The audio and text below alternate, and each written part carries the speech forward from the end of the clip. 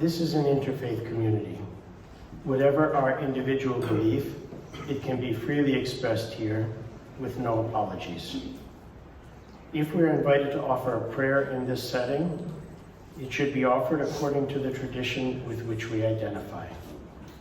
If we are invited to speak on a subject from the perspective of our tradition, we are free to do so without fear of offending those who come from another tradition.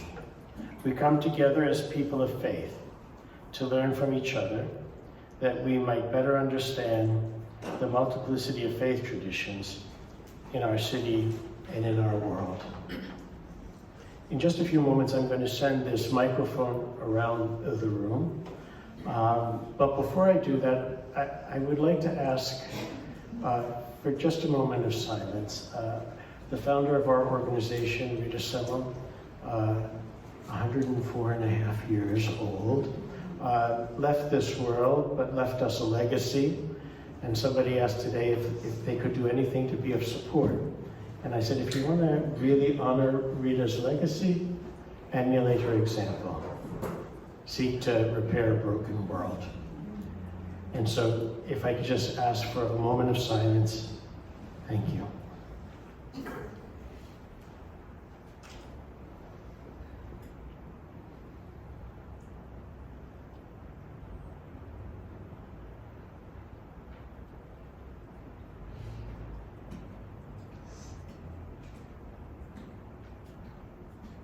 May her memory be a blessing. There will be a memorial service at Congregation Emmanuel on Monday, the 22nd of June at 10 a.m., and you are all invited. At this point, for the benefit of our speakers and for the benefit of you all, it would be good to know who's in the room, and also to celebrate the diversity of faiths that are here under one roof. And so this is not a time for announcements. We'll have a time at the end for that. But we would just ask that you just say your name and your religious affiliation or house of worship. That would be helpful. Thank you. Chuck, we're going to start with you. Hi, my name is Chuck Jensen. Multiple affiliations, but today it's the Knights of St. Francis at the National Shrine to St. Francis. Tim Wicks, San Francisco Zen Center.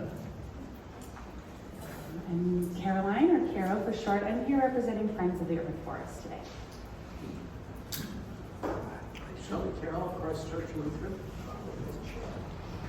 Dan Bergrud, I am the lead pastor here at St. Mark's, and my one announcement is the ladies' rooms are through that double doors and the men's room are through these double doors. Judith Dancer, I'm a Lubu, Lutheran Buddhist.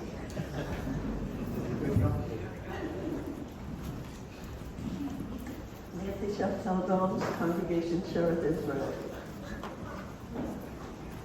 Elliot Bernadette Huey, Presbyterian Church in Chinatown. Esco Congregation Sherwood Israel. I'm Brian Wiedemeyer. I'm here also with Friends of the Urban Forest. Mary Ann Sullivan, the resident of Martin Luther Tower. Arden Mark from Sheriff Israel.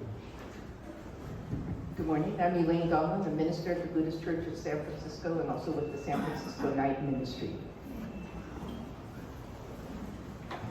Marilyn Sager, the Episcopal Church of the Incarnation. William Brogan, St. Francis Lutheran Church. John Alex Lowell, St. Francis Lutheran Church. Father Kirill Sokolov, Holy Trinity Orthodox Cathedral. Thought you could escape. Hello, I'm Julian. I'm here to come see what this is about. I'm interested in the urban forest. Wonderful.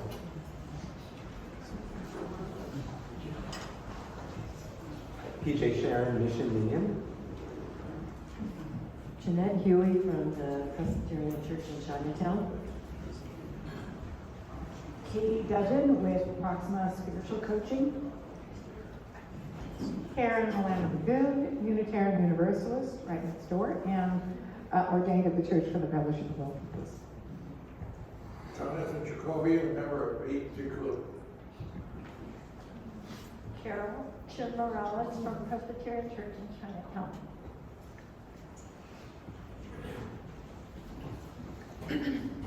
Toku Proudfoot, San Francisco Zen Center. Don Hammond, English co-pastor for the English worshiping community of the Presbyterian Church in Chinatown. You'll hear our names a lot today. My congregation brought breakfast. Gloria Luigi, Old First Presbyterian Church. Terry Ryan, Wallace Priest, Old St. Mary's in Chinatown. Maggie Henderson, pastor Old First Presbyterian Church. And you can give to Rita's memory. There's a fund at the Interfaith Council. You'll see it on the website. She's fabulous. Thank you. She's lucky. Hi, I'm Sharon Demko. I work with the San Francisco Interfaith Council. Welcome. Probably got my email. Nice to see you. Linton Huey, Presbyterian Church in Chinatown. Bob Appel, Congregation Sheriff Israel. Mark Fong, Presbyterian Church in Chinatown. City Joe, yes, PCC. Linda Ryder, Presbyterian Church, Old First Presbyterian Church. Mary Russell, Old First Presbyterian Church. Daniel Borzowitz, pastor of Metropolitan Community Church of San Francisco. Happy Pride, y'all.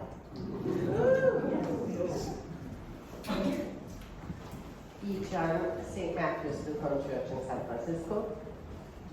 Tessa Callejo with St. Agnes and St. Ignatius Catholic Church, also on the board of the San Francisco Interfaith Council, and I'm the vice chair now.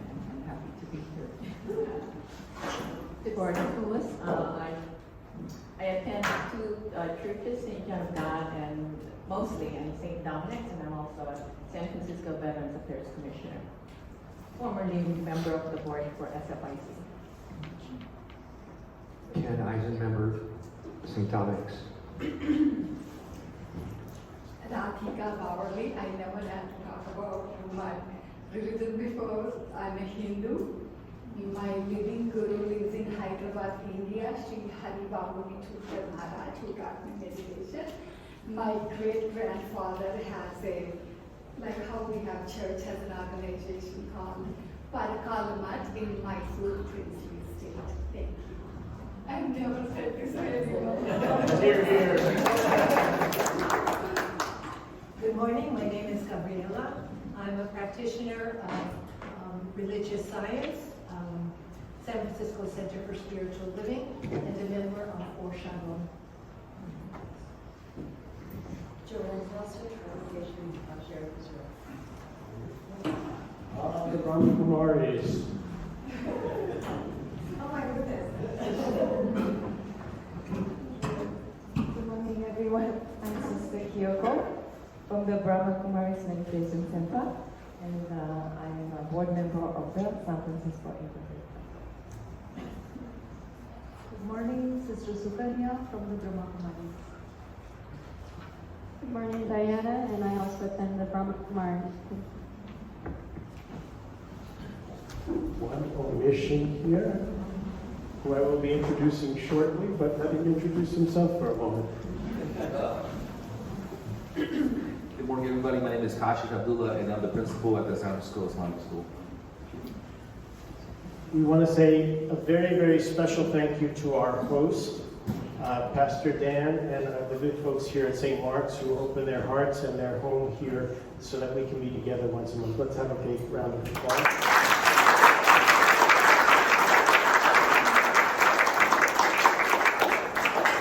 And when we gather around tables to eat, we're a family. And so we thank the Presbyterian Church of Chinatown for their abundant hospitality.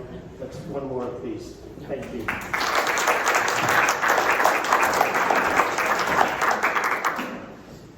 We are very blessed to have with us Kashif Abdullah, who is the principal of the San Francisco Islamic School. We were very intentional about inviting Kashif because in the rain a couple of weeks ago, it seems like, they did a tree planting with the Friends of the Urban Forest. And I thought it would be wonderful if he could ground us in a reflective moment and maybe share a moment about what that experience was like.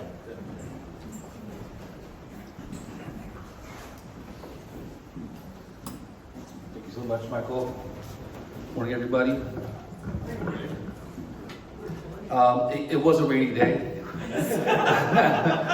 But the sun lit up just for the time for us to plant those 50 or so trees. So that was an amazing part, a very spiritual part. In our Islamic perspective, in the Quran, God made humans stewards of this planet. And I think stewardship is a main component of the Friends of the Urban Forest. And He's entrusted us to be responsible, to be careful about the resources in our earth. Reforestation instead of deforestation. Our Prophet Muhammad, he said that if someone plants a tree and either humanity, a person, or an animal, any of God's creation benefit from it, then it's an act of charity. And I didn't really make this spiritual connection, and you can get a PhD in Islamic environmental activism, you can. It's a huge component in our religion. But I did not make this spiritual connection. By the way, you give me 20 minutes, right, Michael? It's an inside joke. I'm also a board member. Michael always sends us an email, you have 2 minutes. So I'm trying to keep it 2 minutes. But yes, you can get a PhD in Islamic environmental activism. And I didn't make that spiritual connection until our experience with Friends of the Urban Forest. I'm a teacher, so I'm wearing my t-shirt that says, "Bruh, did you even show your work?" This is when I go to math class, I wear this t-shirt. But as a teacher, I'm always comparing children to trees. From a sapling, nurturing the roots, giving it water, proper sunlight, nutrients. And as a child, if you nourish and you nurture the child and the roots are strong, then it's going to bear fruit, more fruit. And when that fruit falls from the tree, and I make that relationship to a child, when that child falls from the tree, hopefully we've nurtured that child and raised that child in a manner where they're going to benefit society. So I always make that relationship. But I've never had that spiritual connection. My dad's the green thumb, not me. I never made that spiritual connection until my experience with the Friends of the Urban Forest that day. And it was raining, and we were committed. I was so proud of their volunteers and our parents who showed up and our students who showed up. And each group was broken up into a very organized fashion. We had a team leader. There were 5 or 6 students or volunteers per group, and each of us planted like 5 trees. And it reminded me of when I was doing this, I did all the grunt work. I was doing the shoveling, the digging, right? And our team leader was super, I forget his name, he's a tall gentleman. He just had a baby, but he helped me connect that spiritual relationship with this whole process. And there's a famous saying, the saying of our prophet, even when the final hour comes, which is the day of judgment, and you have a tree sapling in your hand, if you can, plant it. So even in the midst of chaos, when everyone's worried about themselves, if you have a chance to do good, do it. Especially if it's going to benefit humanity. And this is what the Friends of Urban Forest do, and it's actually a blessing to do that kind of work and to do those acts of charity on a daily basis. So thank you so much for that opportunity. So we made that connection, and I was watching our lead, how careful he was. And I knew it was a spiritual move for him. This is where I kind of stopped, reflected. I said, this is what this hadith means. This is what this saying means. This is what it means to be a steward. Because when it came time to put that tree into the ground, this is what the spiritual connection was. The digging was easy, right? Hammering, but he took time to break apart the roots, to prepare the ground, to make sure that the roots would grow, they would spread, and they would bear fruits. And the people who were walking animals would benefit from that tree. So thank you so much, Friends of Urban Forest, for giving us this opportunity for myself, for our students to make that spiritual connection. The trees that we planted, the 50 or so trees that we planted, some of them are directly across the street from the school. So we had a chance for our students to take their classes and see the trees that we actually planted. And they even took their parents to that location to show them as well. So it was a very memorable experience for me. Thank you so much for doing what you guys do. May God bless you all. Do I have more time? Take it. No, just yeah. So, and then I guess I could maybe say one more thing.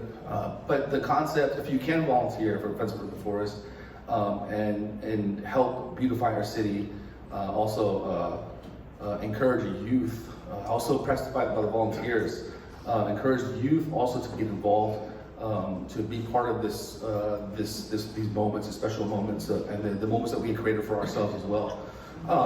In a time of war too, in our Islamic tradition, no women, no children, no elderly, and no trees that feed the population. So this is just one more saying about how important trees and crops are because they benefit humanity. So I'm just gonna leave it there, and we can hear from Caro about the amazing work that they do. Again, thank you so much for the amazing opportunity for our community and our kids. Thank you so much.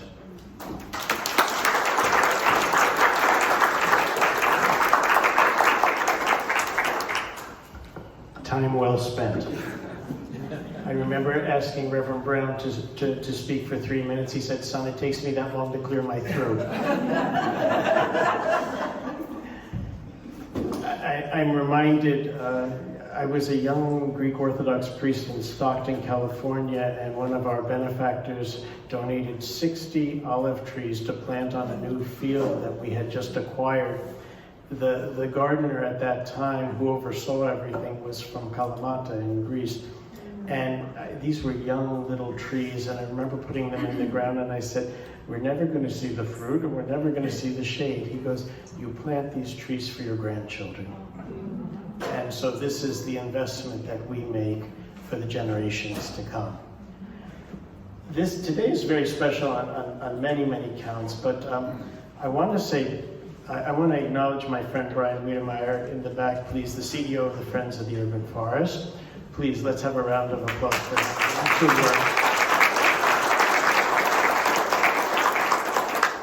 This organization in San Francisco, I think the hallmark is really cross-sector partnerships. Brian called and said, "Michael, you're not going to believe this, but in the Biden infrastructure bill, there was a line item for interfaith tree planting." He goes, "Are you in?" And I said, "Sounds great. I don't know what you expect of us, but we're in." And the idea was to go into vulnerable neighborhoods in the community and plant between 40 and 60 trees and have the congregations be anchors, and to work with the Friends of the Urban Forest, the nuts and bolts you'll hear in just a moment. We were sitting on pins and needles for a few months because anything that had the name Biden on it was getting struck, and so we were afraid this was going to go away. So anybody we spoke to, we said, "Please just be patient with us. We think it's going to work." And it was one of the few things that was not cut, and so for which we were grateful. I had the chance to go to Christ Church Lutheran on Quintara for that tree planting, and just a celebration of community. I know that there are congregations here that are going to be doing in the neighborhood these plantings, and I just want to tell you, it is a bringing together not only of your congregants, but of the greater community. And it really is something good in these times of darkness that we can celebrate. And so without further ado, I am going to introduce Caro Scanlan, who has been just an amazing partner.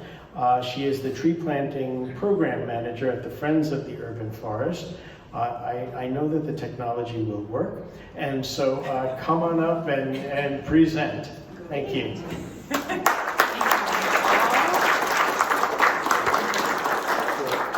Okay, I'm gonna get my presentation up on the screen.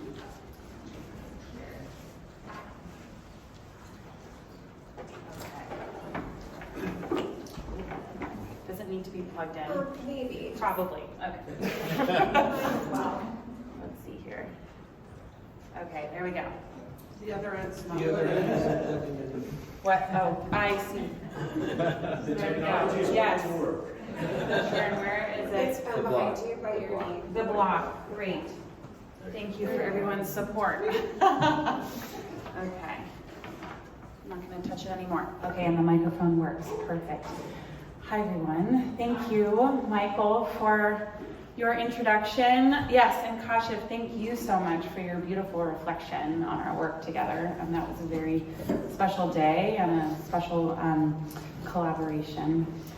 My name is Caro. I'm, like Michael said, the tree planting program manager at Friends of the Urban Forest. I'm joined by Brian, our executive director today. I'm so delighted to be talking to you about this collaboration between our organization and the Interfaith Council. I'm just going to dive right into it.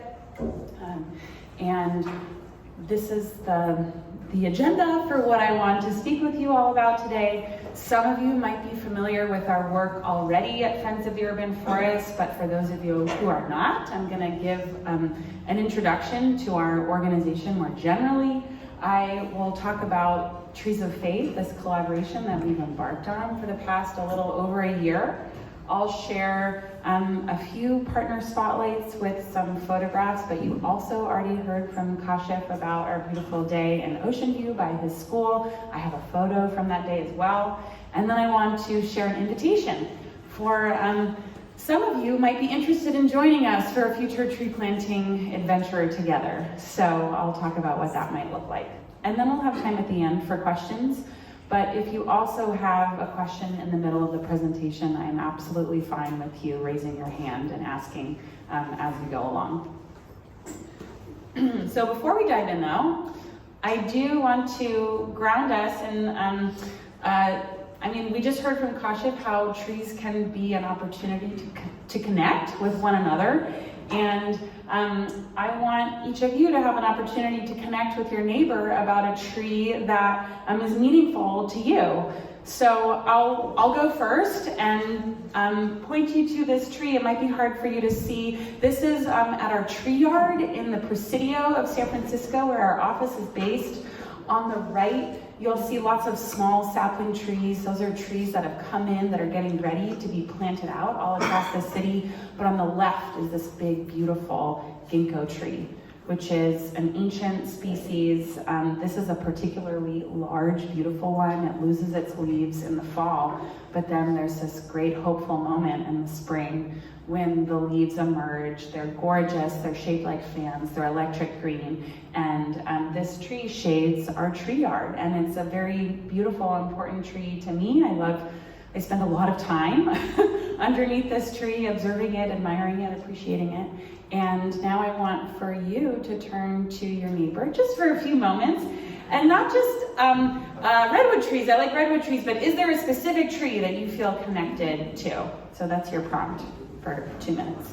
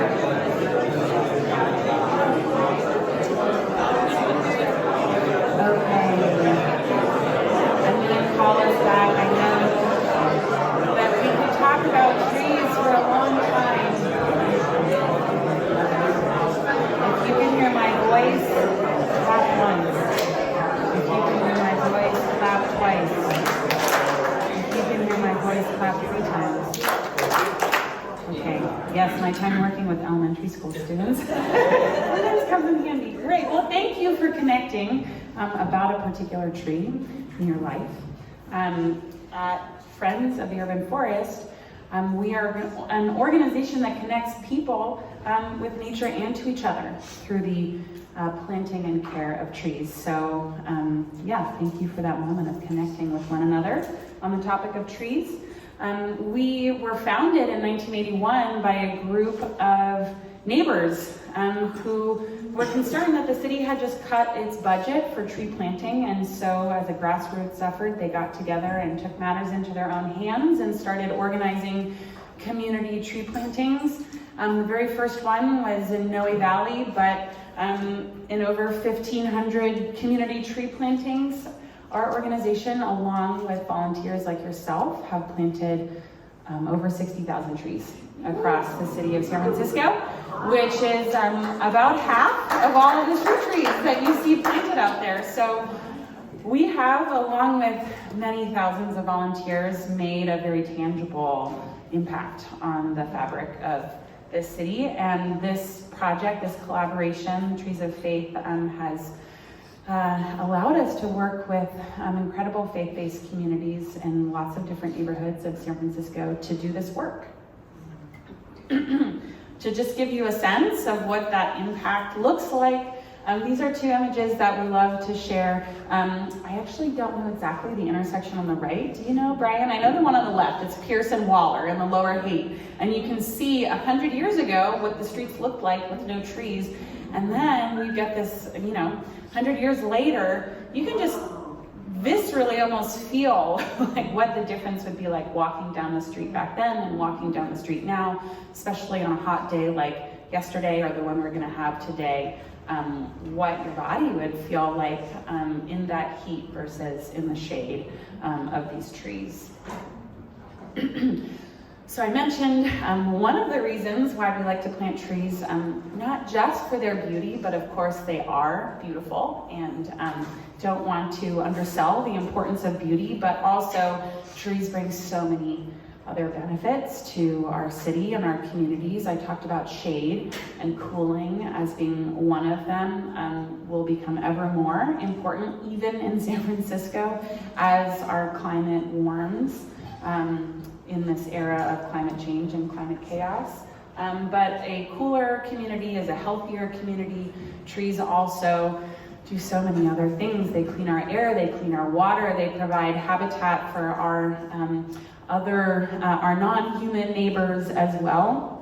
And as we've talked about, as Kashif talked about, they also contribute to social cohesion and community building and bringing people together to connect with members of your sacred community, members of the larger community. I think that trees as a vehicle for this type of work is actually one of the most important things that our work does. The headline on the right side of the screen is a headline from the LA Times, but it announces this $1 billion that the federal government had planned or has, planned to give to communities to plant trees. California got a big chunk of that, $100 million. And our initiative, the Trees of Faith grant, is part of that chunk of money, which thankfully is still intact, and we are going to use it, hopefully all of it. Okay, so the goals of this particular initiative, Trees of Faith, is to plant trees where they're needed most, to maintain and care for those newly planted trees, and to increase community connection and engagement with communities of faith. And I'll go through each of these goals one by one. Planting trees where they're needed most. So that is a big part of the work that we do, not just in this initiative, but at Friends of the Urban Forest in general. I just want to share these two images on the screen where anecdotally you can get a pretty good sense of, okay, so in Noe Valley on 24th Street, that's actually just up the block from where our very first tree was planted. You see a lot of mature, lush trees. On the right side of the screen in Ocean View on Fairlands, which is just down the street from the SF Islamic School, there are actually, you can't really see many trees on this block. And we did come and plant a good number of trees on this block as part of our collaboration with the SF Islamic School. This is an example of a part of the city where we know trees are needed to provide those benefits that we've already, that we just talked about.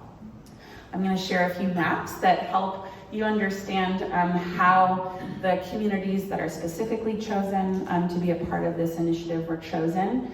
So on the left side of the screen, you'll see a map of San Francisco this was using data from about 10 years ago. It shows the canopy cover of the city. So imagine you're a bird flying above the city and you're looking down. Everything that is highlighted in bright green shows where there is tree cover, where there are existing trees. So you can see Golden Gate Park, the Presidio, McLaren Park. Those are obviously places where there are many trees, but also there are neighborhoods where there is more tree cover, more shade, more air purification, more wildlife.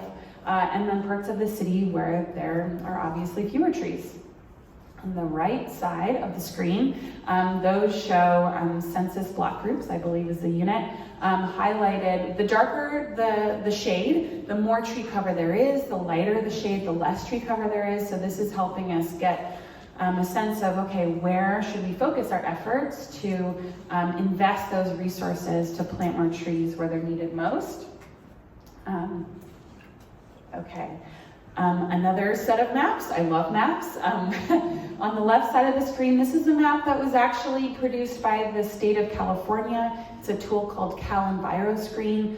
The red shapes show the parts of the city that not only have lower tree canopy cover, but have higher temperatures, have greater proximity to pollution, like highways or other polluting industries, where there are more people who have less resources to, who are more vulnerable to things like heat, think elders, children. And so the areas of the map that are brighter red are the places where we know trees are needed most.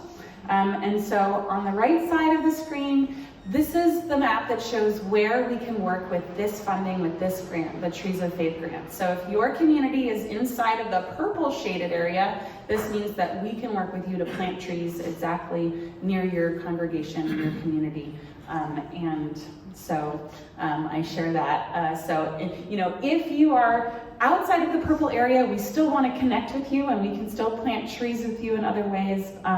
But for this particular grant, we are investing our resources in the purple areas on the map where trees are needed most. Now, we not only plant trees, but we believe in caring for trees through their establishment to make sure that they will thrive for many years to come. We have a watering team. We work with the city and their contract waterers as well and their internal crews. And we care for trees. We prune them at 3 scheduled visits for the first 3 years to make sure that they really get off on the right foot and are ready to grow into maturity. The photos that I have on the screen, I actually just biked past this beautiful row of golden medallion trees right by Franklin Square Park in the Mission. You see on the right side of the screen. Those trees were planted a little over 3 years ago, and you can see what they looked like when they were first planted. They're saplings. They haven't matured yet, but with tender love and care, with water, with regular pruning visits, you can see what's possible when the trees get the care that they need. And now those trees, even 3 years later, are providing shade. They're beautiful. They really are beginning to add those benefits that we believe in, that we want to bring to every neighborhood of San Francisco. So are you watering them as well?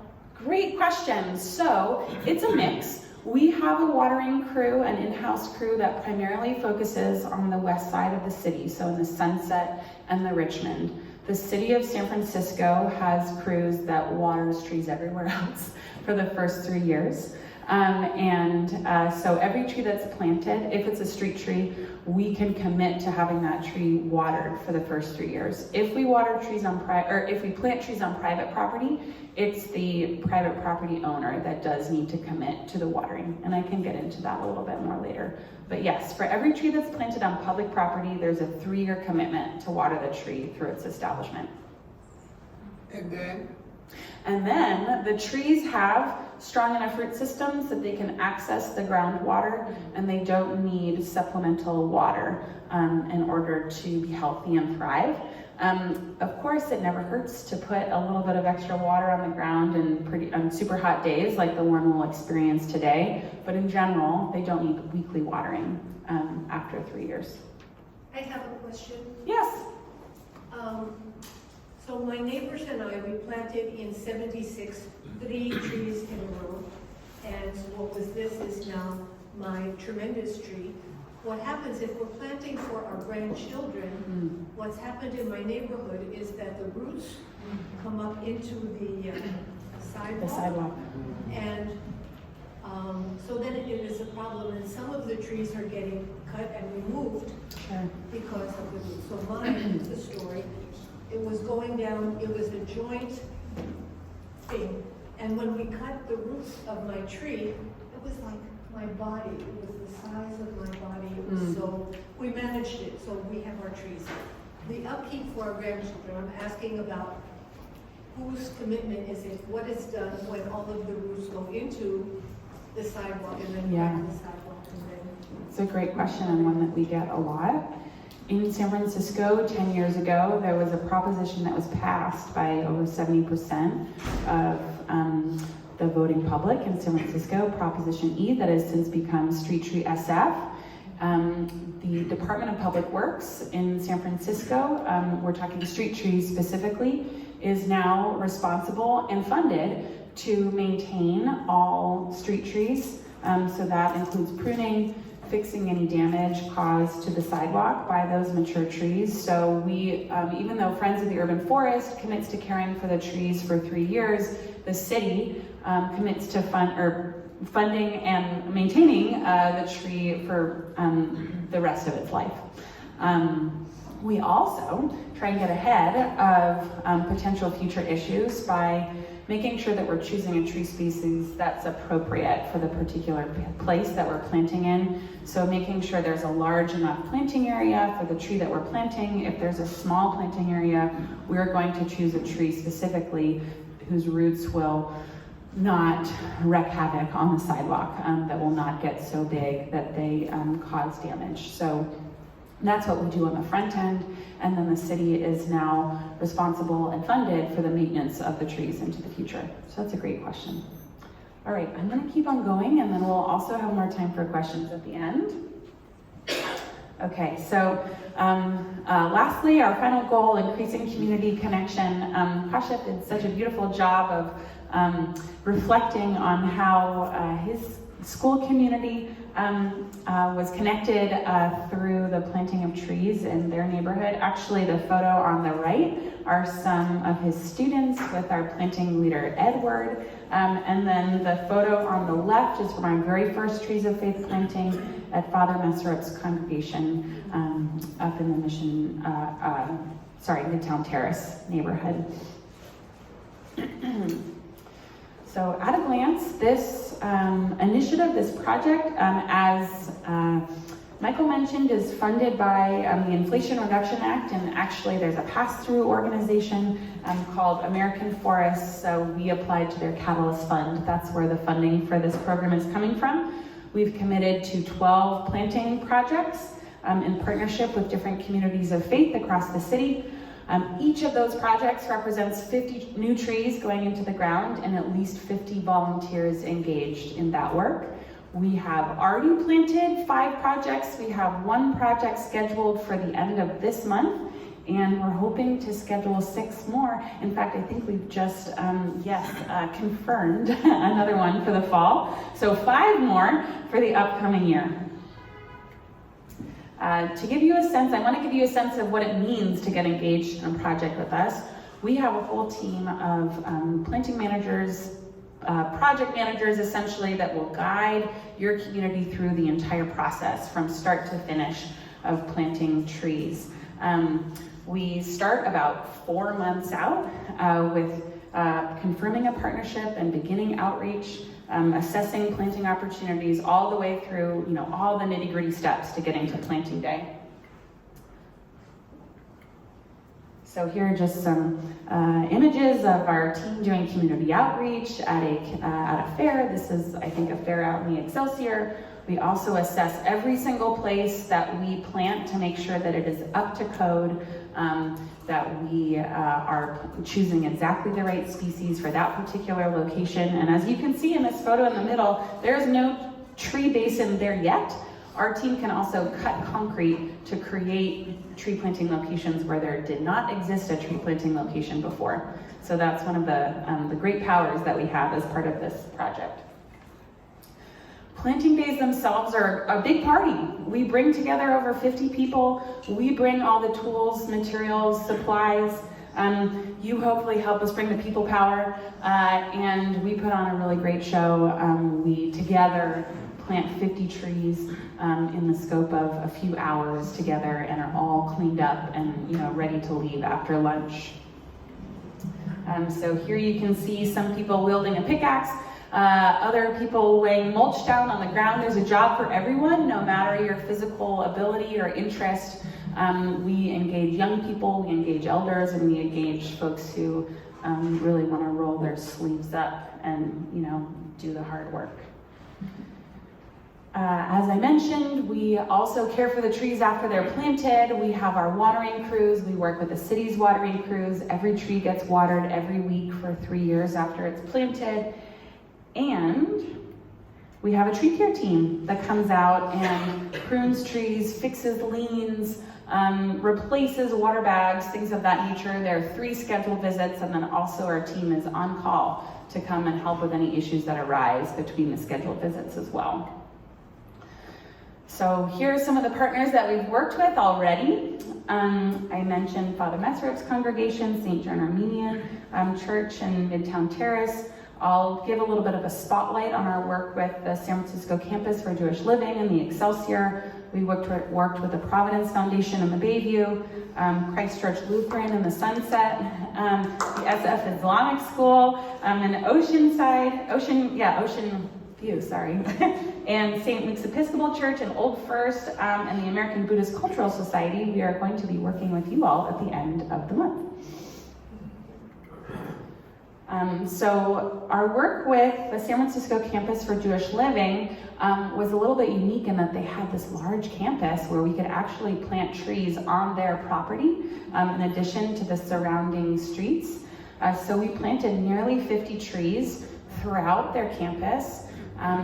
They did all of the volunteer recruitment, really brought a lot of folks out, including some of the regular volunteers, a lot of high school students that they work with, who work with a lot of their residents as well. This was a really special day, and they've committed to watering all of the trees on their campus. So all of the trees on their campus, their facilities team is watering, and all of the street trees in the surrounding streets, the city crews are watering. And then, as Michael mentioned, we were in the Sunset with Christchurch Lutheran in March. There's Michael on the bottom left-hand side of the screen, and the supervisor was out with us that day also. This was a planting where we really transformed the neighboring streets. There were very few street trees in this part of the Sunset, and by the time we left, there were, I think, over 50 new street trees that were planted in the surrounding neighborhood. So here's the point where I offer an invitation to all of you if you're interested in getting involved with this work and collaborating with Friends of the Urban Forest to plant trees with your sacred community, either on your congregation's campus or in the surrounding neighborhood. We want to work with you. Friends of the Urban Forest, we bring 45 years of experience doing this work. We bring the technical expertise, all of the knowledge about permitting and project management. We provide community engagement support. So we have a whole community engagement team that supports with putting together community meetings, connecting with local residents and other community-based organizations. And we bring all the materials and supplies needed to make the projects a success. We hope that what you will contribute is being one of those trusted messengers that helps to connect us not only to your community, but some of the partners that you have already developed, those relationships you've nurtured in your neighborhood, that you will provide for us a location to have a community meeting and a hub for the planting day itself, even if we're not planting trees on your property. And then of course, we hope that you help us recruit volunteers to plant trees from your congregation as well. The fall dates that we have on the calendar already for these plantings are Saturday, September 26th, Saturday, October 10th, although I think that date has been claimed as of this morning, and Saturday, November 14th. So if any of these dates work for you, we hope that you'll join us and work with us. And we'll also have 3 more plantings to take place in the spring. So I think that brings me to the end. Now is time for questions and conversation. And yes, I see. June 27th, there's a planting in my neighborhood, the Buddhists, the Episcopals, the Presbyterians. You can still, I think there's still places available? There certainly are, yes. Can you tell them how they access that? Yes. I could even, can I access, well, I'll just tell you, if you go to our website, friendsoftheurbanforest.org, there is a tab where you can go to upcoming volunteer opportunities. And if you click on upcoming volunteer opportunities, you will see our planting happening on June 27th in the Polk Gulch neighborhood. And that's where you can join us for one of these, our next Trees of Faith plantings. Yeah, and we hope to see you there. I have another question too. Yes. Sorry, that the permission. So the trees that we planted it. For the Center for Spiritual Living, it's on Claremont. The street is narrow. Does there have to be approved by the West Portal Neighborhood Association, the West Portal Merchants Association? Yeah. What's the process that everyone is a buyer into having a tree planted that maybe the congregation wants? The larger approval? Is there a larger approval? Yeah, great question. So ultimately the approval for any tree that's planted in the public right-of-way needs to come from the Department of Public Works.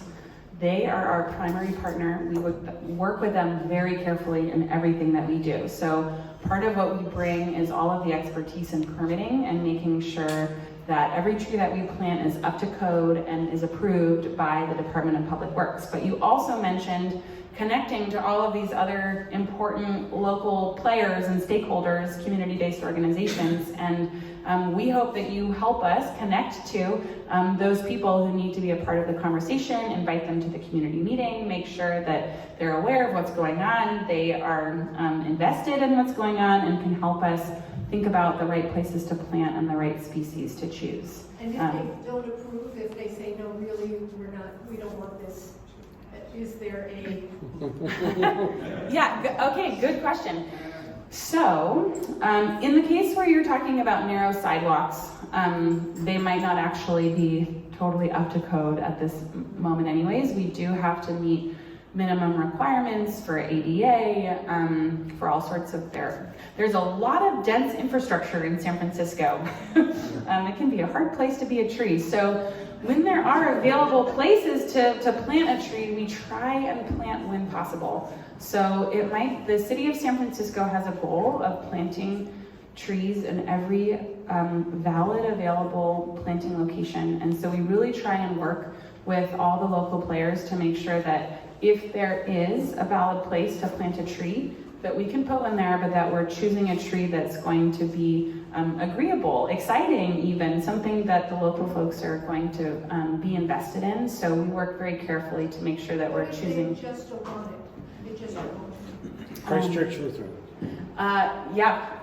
Talk about that situation. Okay, so good question. And actually, I was on maternity leave for a lot of the time when Pastor Janet was, when this project was underway at Christchurch Lutheran. So there were some neighbors who were not as excited about having trees planted in front of their home. And we do encounter this because we work in close partnership with the city and are in many ways We are their primary partner in planting trees and in helping them reach their goal of putting trees wherever there is an available place for a tree and where people are going to benefit from this tree, not just the adjacent resident, but everyone who walks down that block, who is walking to school or the bus stop, or just taking a walk with their dog. So not everyone is excited about having trees planted in front of their business or their home. And so in the case where there is a disagreement, we have a community engagement team that works carefully to make sure that every person is heard, that their concerns are considered in cases where people bring up issues where it's going to impede their mobility, for example, to get to a car if they have a disability, for example. There are instances where we will take a tree off of a planting even when it is otherwise considered a valid available site. But we also work through the tough conversations. If somebody is not as excited to have a tree, but it really is from our perspective and the city's perspective, who has jurisdiction over the public right of way, if they believe that this is a spot that they eventually want to plant, then we want to work with all the stakeholders involved to make sure if the tree is going to be planted eventually, that people have a voice in what's going to be planted and how it's planted. Right over here. Yes. You. Okay, our church is sponsored a senior housing project. Yeah. And we have concrete planters on Sacramento Street on the slope. Is that suitable for a tree? Oh, good question. Okay, so they're concrete planters. Are they along? Flat on the street, but we're on a hill. Mm-hmm. We do have tiny trees there, but I like to partner with them. Absolutely. Yeah, so the project has money to spend, so you wouldn't have to put out any money. well, we have the resources to spend. If you want to partner with us, we can bring our resources. And probably they would be plantable with an appropriately sized tree. And we can connect afterwards. And if you want to share with me the location, I can go and take a look and let you know. Yeah. On that, I think we've reached our time. Okay, my contact information is here on the screen, and I will be here to answer questions at the end of the breakfast as well.